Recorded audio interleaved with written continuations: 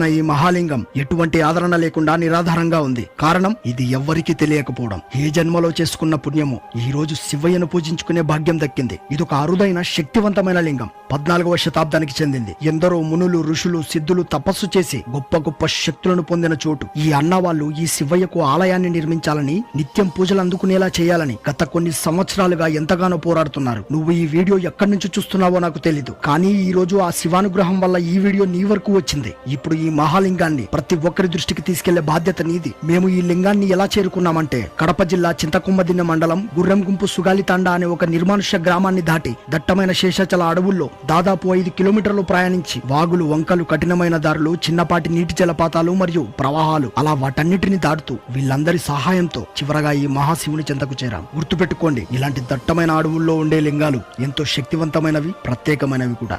Hara Hara Mahadeva Shambho Shankara.